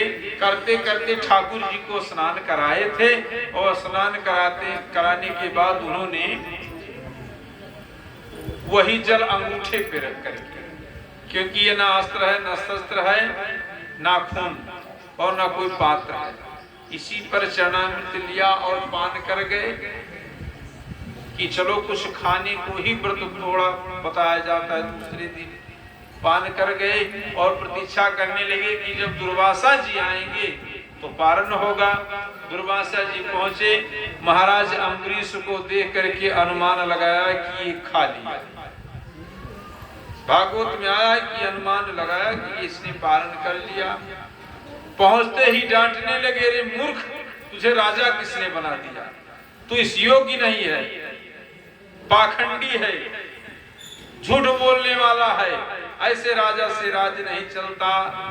तरह तरह का बात बोलते गए और महाराज अम्बरीश हाथ जोड़ करके सब सुनते गए और अंत में कहा कि तू बोल नहीं रहा है, तुम्हारे मौन रहने का संकेत ये मिल रहा है कि तुमने पारण कर लिया, मैं तुम्हें श्राप दे दूंगा। दुर्वासा जी क्रोधी ऋषि थे।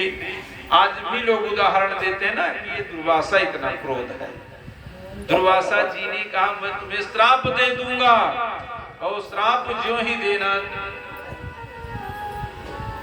देने जा रहे थे उतने में नारायण को यह दृश्य देख करके सहन नहीं हुआ, क्योंकि राम से अधिक राम कर दासा। भगवान अपने भक्तों की रक्षा हेतु नंगे पांव दौड़ते हैं। जो ही वो जल लिए कि मैं श्राप दे दूंगा, त्यों ही चक्र सुदर्शन को आदेश दे दिया कि महाराज अम्बरीश की रक्षा करो। जब चक्र सुदर्शन वहां से छूटा तो महाराज अम्बरीश ने देखा कि चक्र आ रहा है। दुर्वासा जी ने भी देखा, सभी लोगों ने ये दृश्य देखा कि ये नारायण चक्र है। अब राम बाण से कोई बचने वाला नहीं है, क्या होगा? दुर्वासा जी ने सोचा गलती तो हमने किया, ये हमारी तरफ आ रहा है। अब दुर्वासा जी वहां से भगे, चक्र पीछे पीछे दुर्वासा जी भाग रहे हैं। पूरे भूमंडल का परिक्रमा कर लिया, पीछा नहीं छूट रहा है, क्योंकि चक्र पीछा कर रहा है। आपने महाराज अम्बरीश जैसे परम वैष्णव को श्राप। इतने में नारद जी से मुलाकात हो गई। नारद जी ने क्या बात है? कहा महाराज मैं ब्रह्मा विष्णु शिव सबके पास गया, लेकिन किसी ने मुझे शरण नहीं दिया। कहा क्यों? कहा महाराज अब हम रुक करके कैसे बताएं, क्योंकि तब तक चक्र पीछे पड़ा आ जाएगा, तब तक तो हम गोविंदाय नमो नमः हो जाएंगे। नारद जी ने कहा भाई चलते हुए बताओ। कहा कि मैं ब्रह्मलोक गया, शिवलोक गया, किसी ने हमारी रक्षा नहीं की। कहा क्या? किसी भक्त का अपमान तो नहीं कर दिया? क्योंकि अपना मान भले टल जाए, भक्त का मान। अरे अभी एक त्वरित की प्रत्यक्ष घटना है, व्यास मन से बोल रहा हूं। एक ब्रह्मचारी जी हमारे वो जगी कराते थे। 24 साल से हमारे वहीं एक बाजार है, वहीं जगी करा रहे थे। एक व्यक्ति ने अब की बार अबसी थोड़े दिन पहले ब्रह्मचारी जी को नाप सनाप गाली वाली दे दिया। ब्रह्मचारी जी बहुत रोए, लेकिन कुछ कहे नहीं। अभी हम जिस दिन आए उसके 2 दिन पहले उनका हार्ट अटैक हुआ। ब्रह्मचारी जी का भैया अब हम तो नहीं जानते, नारायण जाने। तो किसी संत की, किसी भक्त की कभी निंदा और अपमान नहीं करना चाहिए। यदि बच सकते हो तो बचो। यदि तुम भिक्षा देना चाहते हो तो दो, नहीं तो छेड़ो मत। किसी का अपमान नहीं करना चाहिए, विशेष भगवान के भक्त का। नारद जी ने कहा तो बचने का एक ही उपाय है। तो कहा रे जल्दी करो नारद जी, बताओ बात क्या है, कैसे बच सकता हूँ? कहा जाकर के महाराज अम्बरीश के श्री चरणों में गिर जाओ। कहा रे वो विष्णु नहीं बचा पाए? तो कहा विष्णु नहीं बचा सकते, ये सामर्थ्य केवल भगवान के भक्त में है। भगवान से भी वो बाण छूट चुका है, चक्र आदेश लेकर निकला, वापस नहीं कर सकती। बोलो लक्ष्मी नारायण भगवान की जय हो। ये भगवान का भक्त ही कुछ कर सकता है। एक बार गोस्वामी तुलसीदास जी महाराज, ये कलयुग की बात है, भक्तमाल में कथा आती है।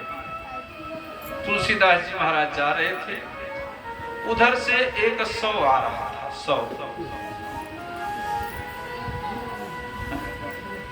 हाँ, कुछ लोग लेकर के आ रहे थे, राम नाम सत्य बोलते हुए जा रहे थे। उसके आगे आगे उसकी पत्नी श्रृंगार करके जा रही थी। उधर से बाबा गोस्वामी जी आ रहे थे। गोस्वामी जी ने देखा, उस पत्नी ने कहा महाराज प्रणाम। गोस्वामी ने कहा सौभाग्यवती भव देवी, क्योंकि श्रृंगार किए थे।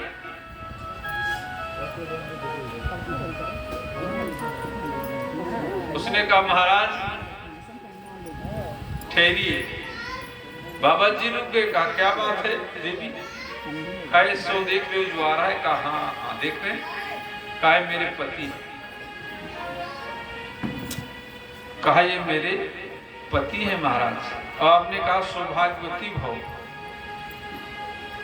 गोस्वामी तुलसीदास जी को बड़ी चिंता हुई, सोचा है अनर्थ हो गया। यदि ईश्वर के बहुत नजदीक रहना है, बहुत नजदीक जाना है, तो सबसे पहले झूठ बोलना आप लोग त्याग करें। सत्य का भाषण करें तो आपकी वाणी सत्य हो जाएगी। क्योंकि ईश्वर क्या है, कौन है, कहां है? ईश्वर, यही स्वर ही तो ईश्वर है, परमात्मा है। यदि हम झूठ बोलते हैं तो समझिए कि हमारे अंदर ईश्वर ने राक्षस है। गोस्वामी तुलसीदास ने सोचा है अनर्थ हो गया। कहा ठीक है आने का। रुक गए, मुर्दा आया, कहा रख दिया लोगों ने। गोस्वामी तुलसीदास जी ने कहा बहुत बड़ी भूल हो गई, हे रघुनाथ जी क्षमा करना, मैं तो कुछ नहीं जानता। तुलसी मुआ मंगाई के सर पर मेला हाथ, मैं तो कछु जानो नहीं, तुम जानो रघुराथ। हे रघुनाथ जी मैं तो कुछ नहीं जानता, तुम ही जानो। क्योंकि जो भगवान के भक्त होते हुए कहते मैं कुछ जानता ही नहीं, लो ऐसा हो जाएगा, लेकिन मैं कुछ नहीं जानता। गोस्वामी तुलसीदास जी ने कहा मैं कुछ नहीं जानता। हे रघुनाथ अब तुम ही जानो क्या होगा। मैं तो रघुनाथ को जानता हूँ और मेरे रघुनाथ जो करेंगे वो होगा, मैं और कुछ नहीं जानता हूँ। ये समर्पण की भावना ईश्वर के प्रति। इतने में वो मुर्दा उठ करके बैठ गया। बोलो लक्ष्मी नारायण भगवान की जय हो। नारद जी ने कहा कि अरे महाराज यदि आपने प्राण की रक्षा करनी है तो नारायण के पास जाने से कुछ नहीं होगा, उनके भक्त के शरण में चले जाओ।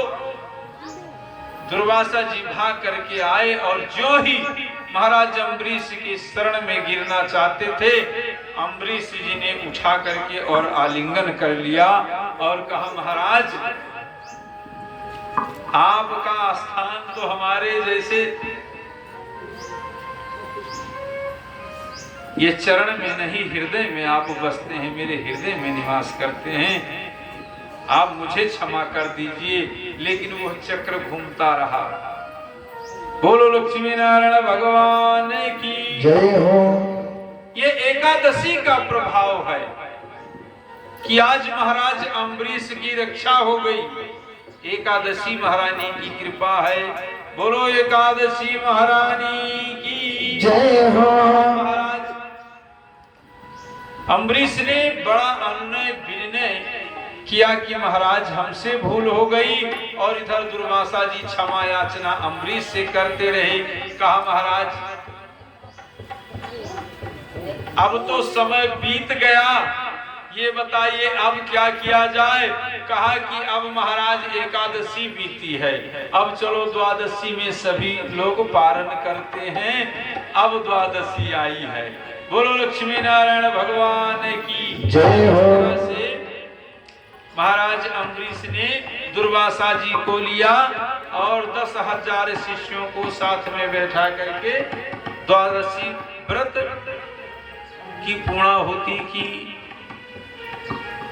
महाभारत में भी एकादशी की एक कथा आती है, सूक्ष्म में बोल दे, क्योंकि एकादशी की कथा चल रही है।